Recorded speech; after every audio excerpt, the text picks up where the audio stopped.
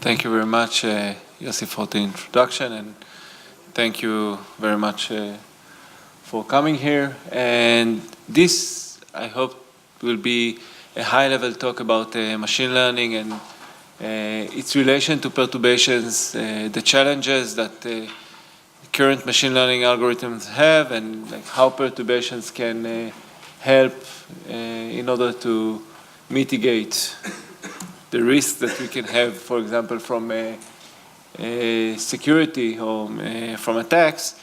And basically what I'll try to show is a trend of direction, a trend of research that is happening in the last few years that tend to be extremely important for deep learning. And I'll show how perturbations, in a way, is a key element to make things work. And then I will argue that it might help for defenses. Well, we've seen the previous talk, which was very interesting, talking about defenses against small perturbations, adversarial perturbations in a small ball around the point. What I'll try to show is how perturbations, if they are done probabilistically, can help us learn better. So when I'm talking about perturbations, I'm actually talking about a few things that happened in deep learning. I think the most known example for perturbations are the dropout. When we have a full network and we randomly drops some of the neurons. Okay? And this turned to be, it was constructed in the beginning to avoid overfitting of the network or somehow make the neurons most responsible to what they are doing. But effectively, what we'll show today is that it's a Bayesian step towards making the prediction more robust in a way. So it really empirically was shown to help regularization, to regularize networks. Another thing that we showed that what makes networks learn very well is normalization. There are many, many types of normalizations. I think the first network that people showed, the AlexNet, the first effective network, the AlexNet, utilized both dropout and normalization in order to make the network learn. Without that, the network overfit. Right? So basically, when we look at network, we look at a series of steps of dropout and normalization. In this way, we are able to learn better, and hopefully if we learn better, we'll be able to defend better when we have attacks, and we'll be able to understand the vulnerabilities and things like that in the network. So our talk the talk today will include only two elements. The first element will be about discriminative learning, and what I'll show is how variational dropout with instance normalization, which is one form of the normalization, really what drives generalization. And this will give us a Bayesian perspective of what is a prediction, how we predict in networks. It will be a probabilistic prediction effectively. With this probabilistic prediction, we hope to get, in a way, a better way to find vulnerabilities in the network, or actually help us show some sort of uncertainty when we see an attack on the network. After showing how this is related to perturbations, we'll try to take a broader view on perturbations and try to see how we can use this sensitivity analysis of perturbation to generative learning. Specifically, I'll talk about Variational Auto-Encoders, which is a tool to generate synthetic data, and show how we can use similar ideas of perturbations in order to learn to generate data synthetically. So when thinking about discriminative learning, a network learns with a dropout. As I said, dropout is when you drop a neuron randomly during the learning process of the algorithm. When you try to think about it statistically, what happens is that you actually multiply the neuron output with the Bernoulli random variable. And once it was done, it was very natural to ask what are the basic probability units that we need to calibrate the output with. So the next step, both Bernoulli dropout and Gaussian dropout were done by Jeff Hinton. The next step was to multiply it with a Gaussian random variable. Because we try many things, like there are tens of thousands of papers a year, like we need to try many things to understand what's going on. So what they did there is instead of multiplying it, the output of the network with the 0, 1 variable, you just multiply it with the Gaussian random variable with a unit mean and unit variance. If you multiply it with the unit mean, it means that the expected signal of the neuron doesn't change, okay? And what was later realized that instead of learning a dropout, meaning a multiplication of a random variable and a neuron output, you can generalize it in order to learn a Gaussian perturbation over the weights of the network, right? So it's the same thing, but instead fixing yourself to a specific mean and variance, you can actually learn both the mean and the variance of the neuron or the weights of the network. So every time you actually make a prediction, instead of deleting some of the neurons, just perturb a bit Gaussianly the weights of the network. Okay? And then each time the network learns, just perturb a bit the network weights with the Gaussian around the mean, which are the actual weights of the network. And what you need to do is to learn. You need to learn the weights of the network. This is what we are doing all the time. And you also need to learn the variance of the network, the perturbation over these weights, in order to see how wide you want to be, how narrow you want to be, how much you want to explore compared to exploit over the network. So basically what they showed, it was Kingma and Welling, they showed that a generalization of dropout is what they call variational dropout, and the learning process is the expected loss, the expected log likelihood of the network when you actually randomly sample Gaussian random variables over the weights. So this is the expected over the random perturbations, the Gaussian perturbations of the weights. Right? So you have a Gaussian random variable whose mean are the weights of the network, and you try to minimize the negative log likelihood. And there are many types of dropouts, but I think this is a very nice way to actually describe the generalness of dropout learning.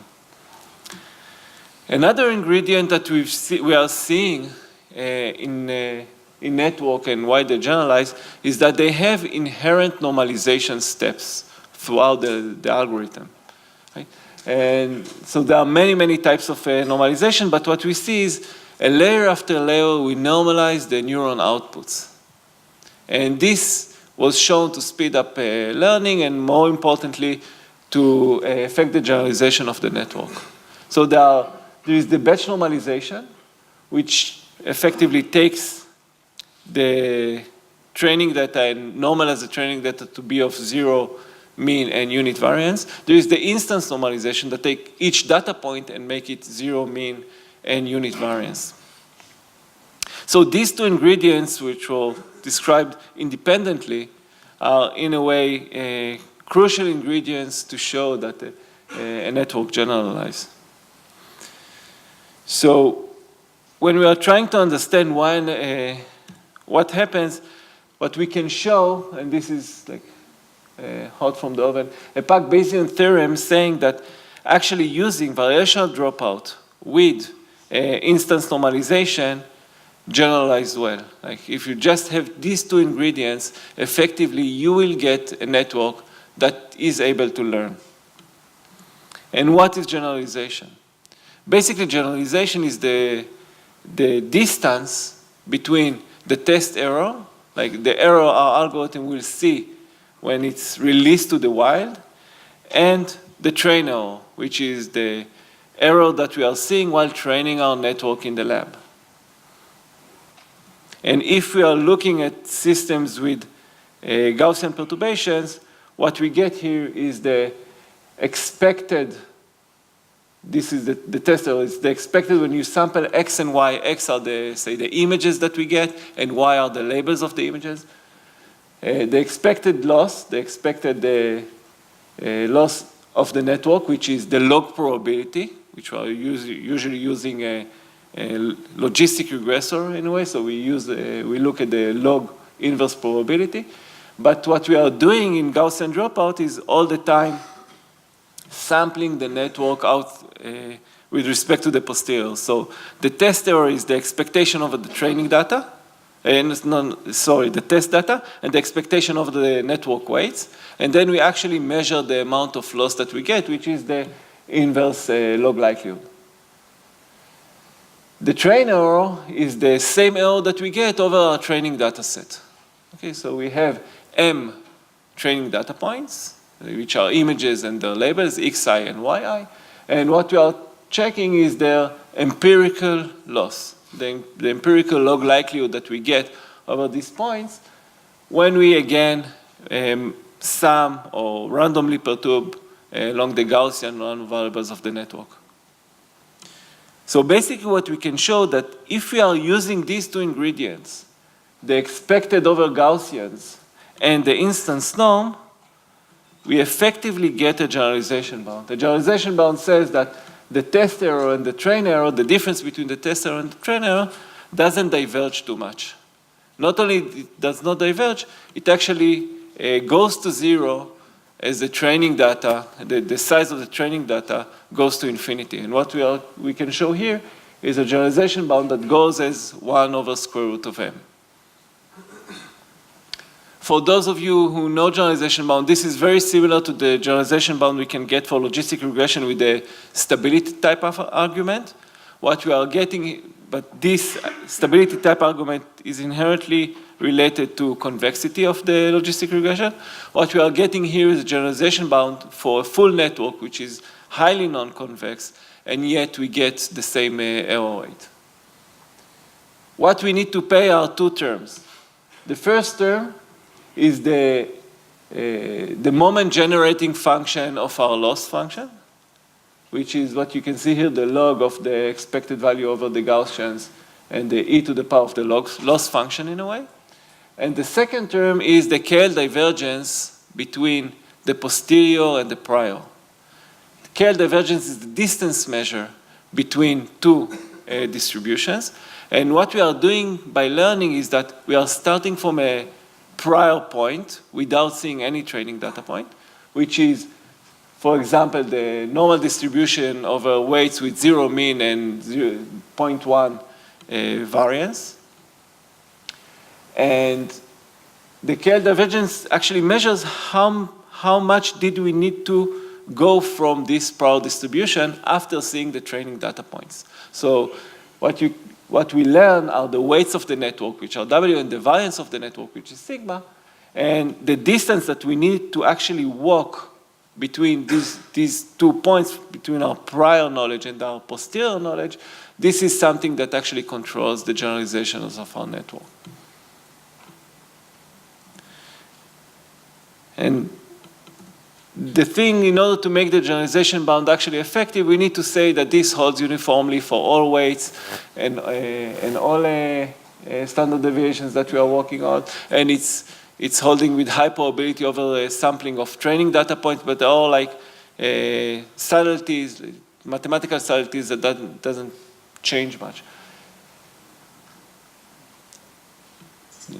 So basically what we are seeing here is a Pack Bayesian bound. So it has a Pack guarantees.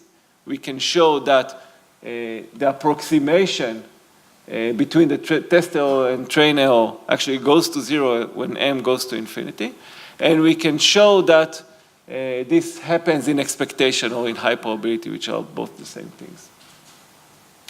And maybe just a few words about how we can actually prove such a theorem. What we are showing is that the test error and the train error over the posterior, over the learned parameters, the W's and the sigmas, can actually be shifted back to the prior.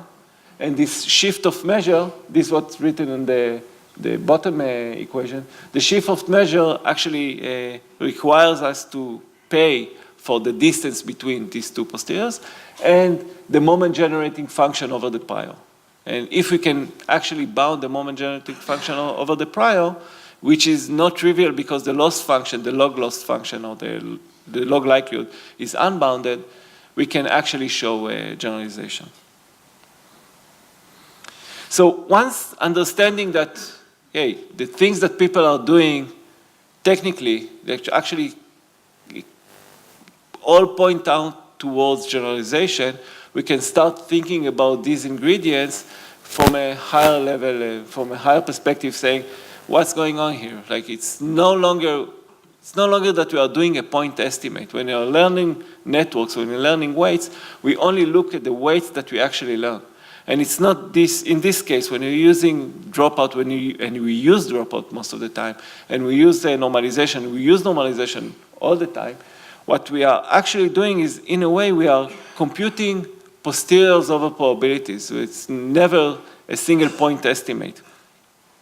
So it's really helpful to think of these quantities from a Bayesian deep learning perspective. From a Bayesian deep learning perspective, we can think of everything as random. And like being Bayesian, and I'm not a Bayesian, being a Bayesian is a religion.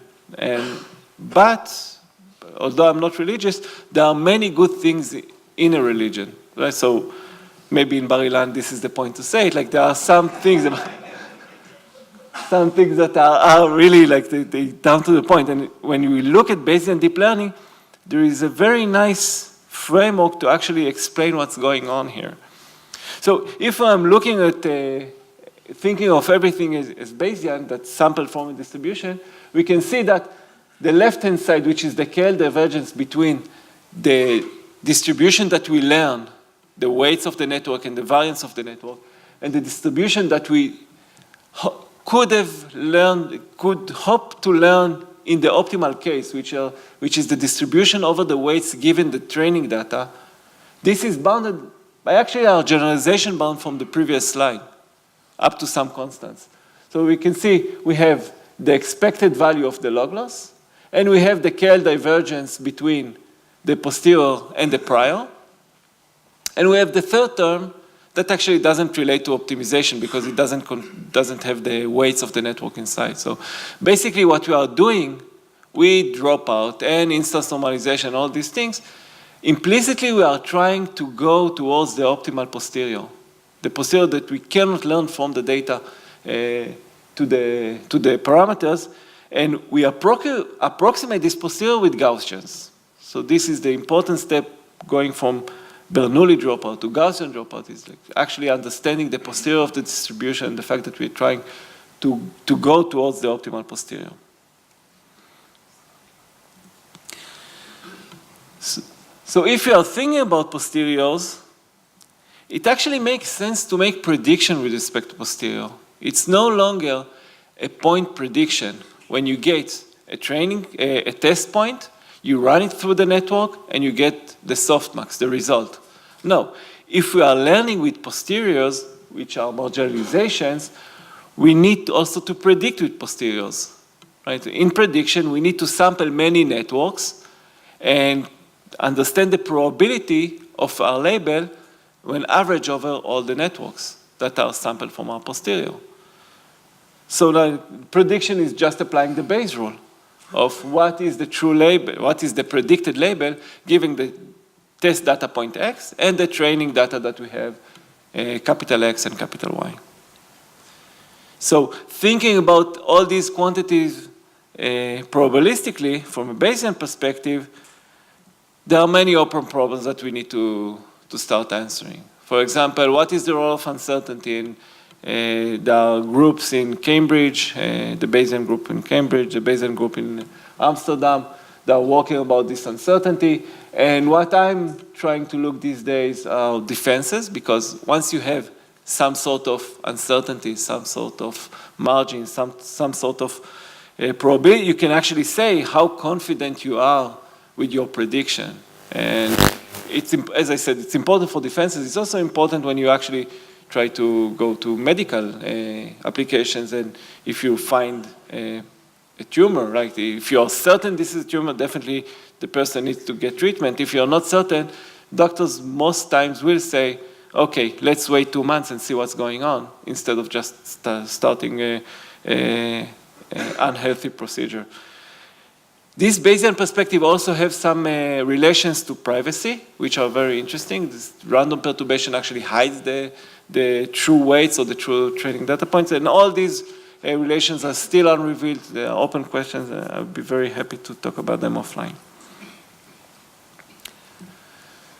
So basically, this is what we are talking about, perturbations in discriminative learning. Right? So we have the network, and we try to get sensitivity analysis around the network. So we randomly perturb around the parameters of the networks, the weights, the variance, and then we make prediction over that. But if we are taking a broader look at this, the same things also happen in generative learning. Like we don't need to restrict ourselves to labels in order to get the same feeling of how to get the sensitivity of what we are doing and how to generate new data with the desired characteristics. For example, this is something that specifically interests me. My kid, 5 years old, the sweetest child in the world, of course, he doesn't smile at pictures. Like, he doesn't like to do that. And I do want to actually light this bit. Like, when I see his picture, I want to just, offline in my computer, just turn the smiling bit on and see the same picture with him smiling. So this is the motivation of this work. When we have discrete labels and we want to try to turn on and off some labels. So here you can see how we can turn on and off a gender label, smiling label, glasses label for the same person in a way, the synthetic person that we are doing, and how we can do that. Basically, we do that with a tool called Variational Auto-Encoder. Variational Auto-Encoder has two ingredients. It has an encoder. It takes an image, encodes it into the latent representation, the discrete representation of smiling, not smiling, man, woman, and so on. And we have a decoder that looks at these discrete attributes and actually generates a new image. And when we are trying to learn this encoding and decoding, basically we are trying to work with the same variational bound, the same relation between the log likelihood of the generated data and the KL divergence between the posterior that we get now over discrete labels. In the previous, in discriminative learning, the posterior was over the weights, which are continuous. Now it's over discrete labels. And this, although it's the same equation, this brings many technical difficulties of how to learn discrete information or how to propagate discrete information throughout the networks, right? So the networks here, the encoder is a network, the decoder is a network, and we actually want to learn in automatic differentiation with a single end-to-end pass all information. So just because I like math, this is the probability, the probabilistic world that we are living in.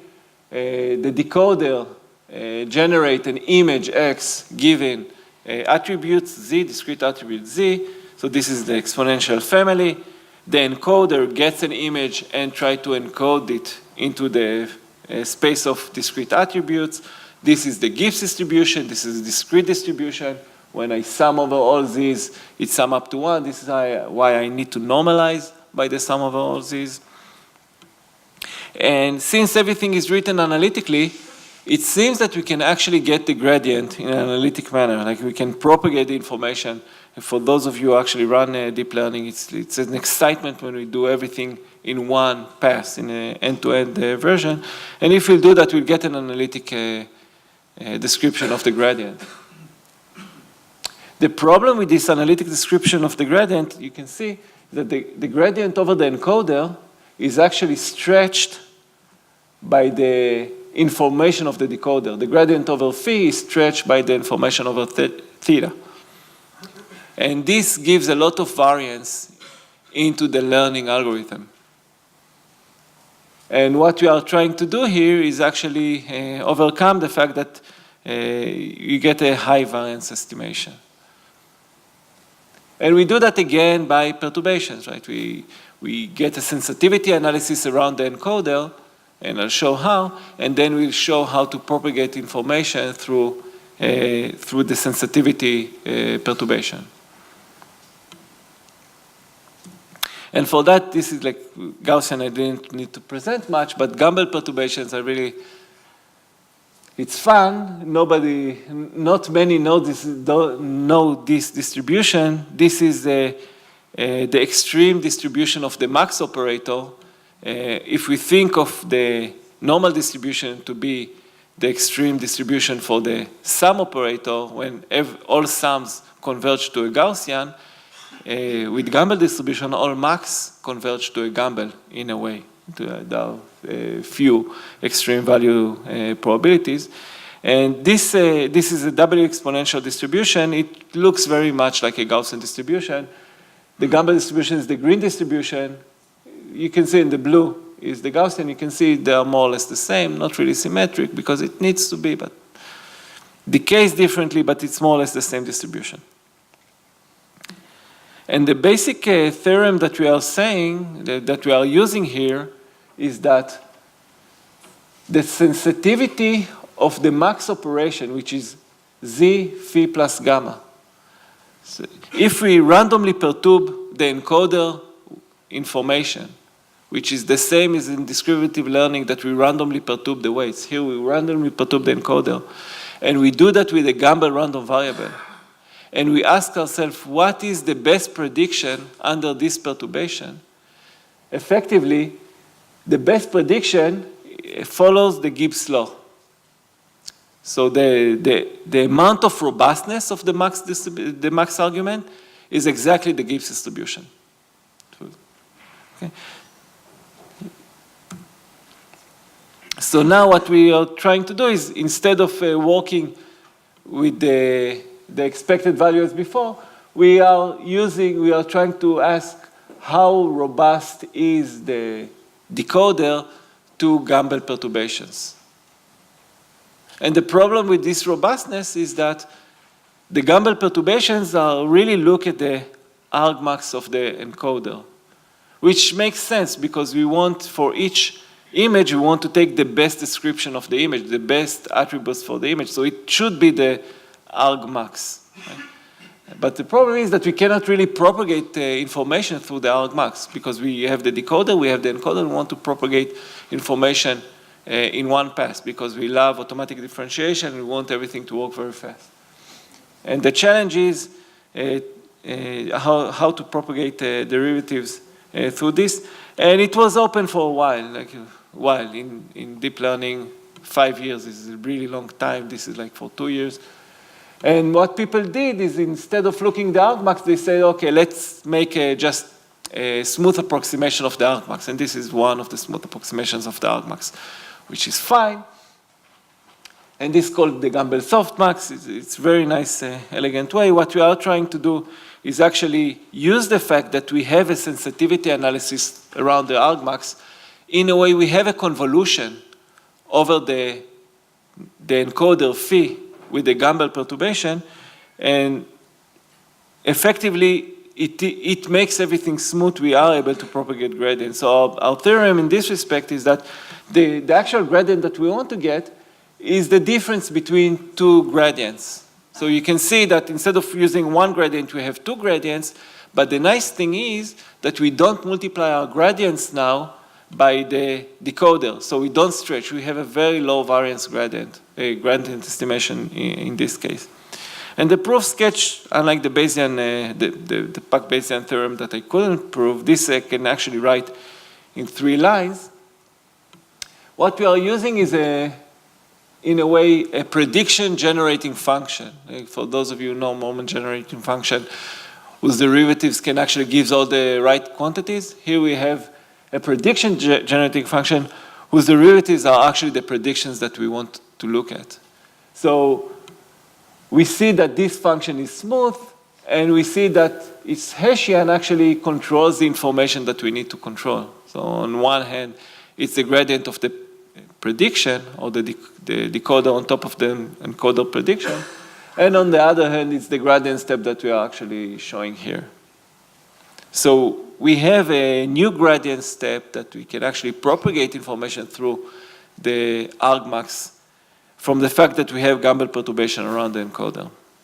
And the good thing is that we actually managed to decrease the variance. The variance, you can see our variance estimate is really low when we compare to the Gumbel softmax, which is very high because it was built this way. It was built to reduce variance. The nice thing is because we don't actually use approximations for the Gibbs distribution, we also have a more or less unbiased estimator. Okay, so we have much less bias. And obviously, it works better than many other methods when we are looking at the improvement of this bound.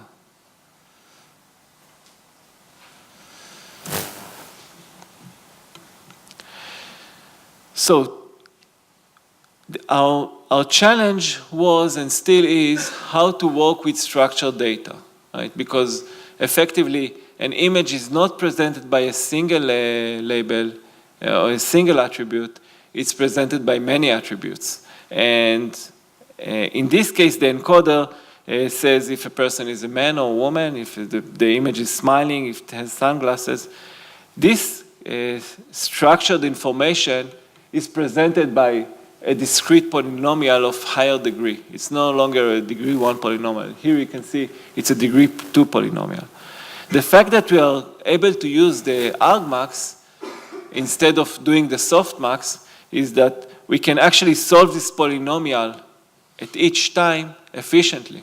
If we would needed to do the softmax, as we said the Gumbel softmax, we would need to normalize the information and get exponential complexity. So this technique of smoothing with the Gaussian the Gumbel distribution allow us to overcome the exponential complexity of the structured scenes or structured information and propagate information when we create images with the several attributes. And it was too fast, but thank you very much.